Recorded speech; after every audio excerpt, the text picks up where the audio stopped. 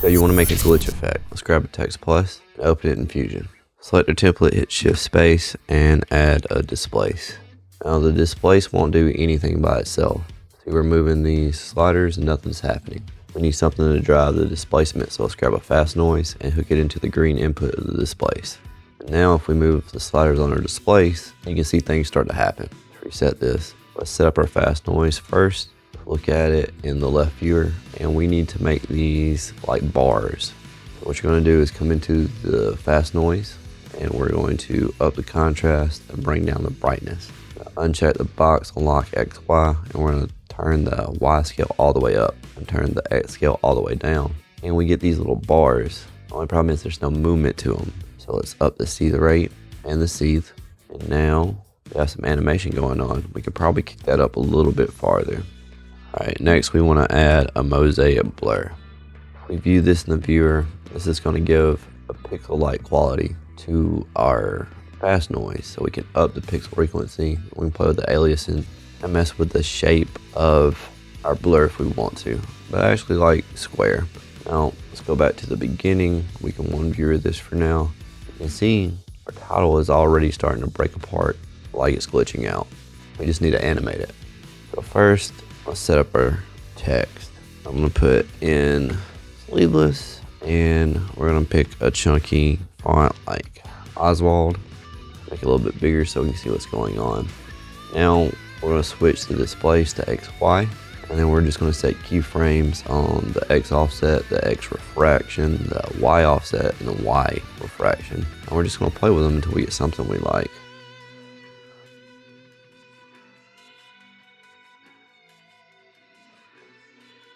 Maybe something like that. Now I think a glitch effect should be kind of short, so I'm going to go to about frame 27, 28. We're going to set keyframes on all of our parameters. We just set keyframes on, and we're just going to set them back to 0. Now what I like to do is come into the middle of this animation and grab our keyframes and just throw them around. Add some more randomness to it. So we end up with something like that. And if you really want to add the extra touch, come into the spline, select your displace, zoom the fit, and we can select all our keyframes and hit smooth. And then come in here and hit control and just mess up the splines. It's supposed to be random and chaotic. There's really no rules to it. If you don't like it, reset it and start over.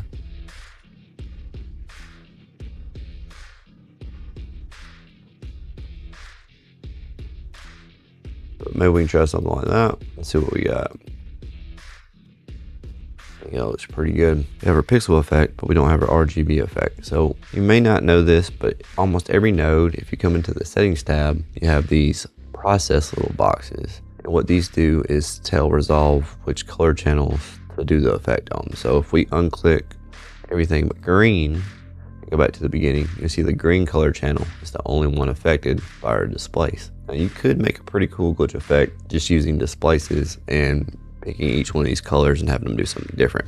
Today we're going to do it with transforms. So what we need to do is click off empty space, and we need to add 3 transforms. 2, 3. Unconnect them from each other. Now let's just line them up.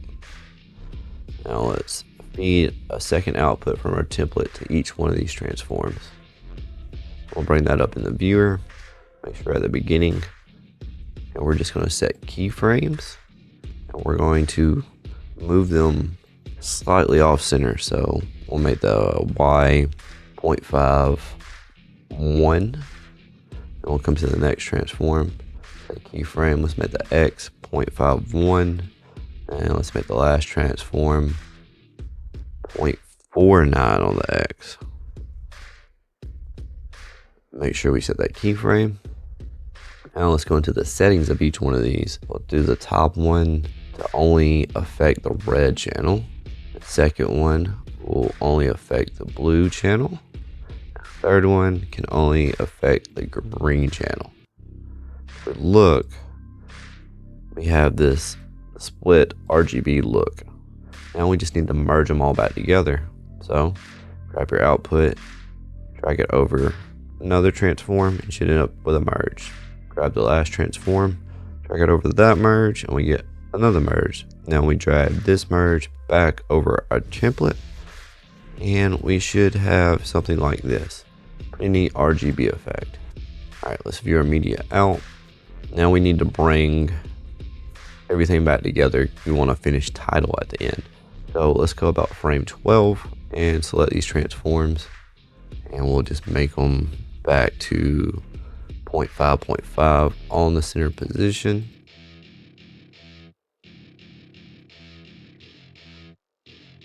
And we do that for all three. So now what we have is a pretty sweet little RGB glitch effect.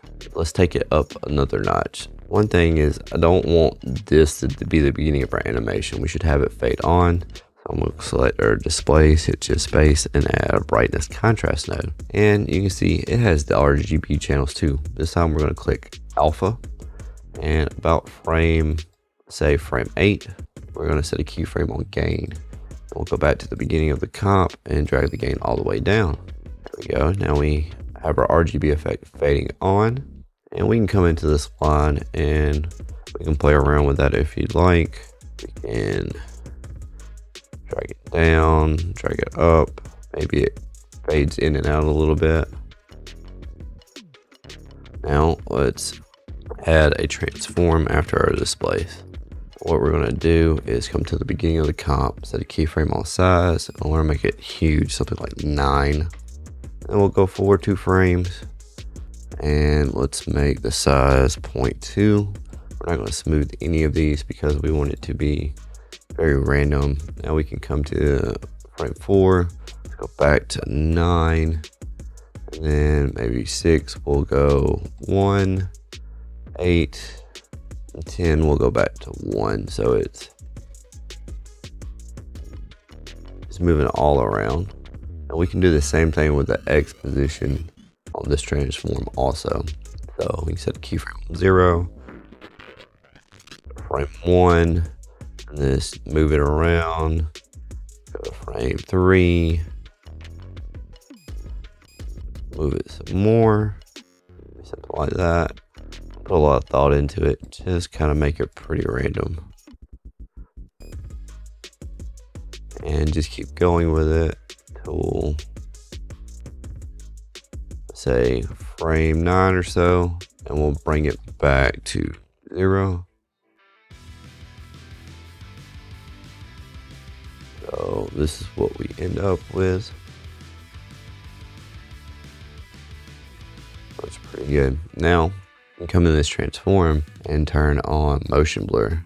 Kick it up like quality of 6, make the shutter angle maybe 90, or you can leave it at 180. It's kind of up to your taste. And now we have this feathered RGB glitch effect. If you want to add even more to this title, we'll grab a merge and we're going to hook it up in between our template and our merge. Grab a background and we're going to make it a gray color. I want to hook a scan lines into it. And then we're going to hook a displace up to that.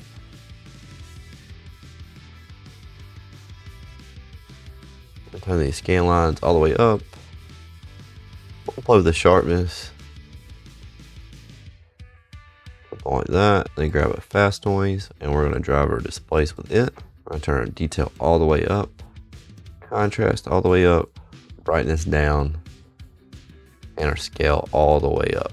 And we should end up with this almost staticky looking background for our title. Come into our displace, go to X, Y, and just play with your refraction a little bit. Offset.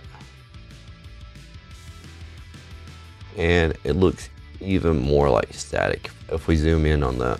Now what we want to do is to copy all of this, paste it over here, and we're going to hook this up after the brightness contrast. I'll set this merge to vivid light. Now you can play around with these apply modes, but I like the vivid light. But to get the look like in the opening, we're coming into this place and turn off the red channel. And we come into the merge, of the blend. There you go, customize the taste. Like, comment, and subscribe Check out my Ko-Fi page, easy effects, more macros, free stuff to help you edit. Check out audio, save 70% using my link and code SAVE70. We'll see you in the next one.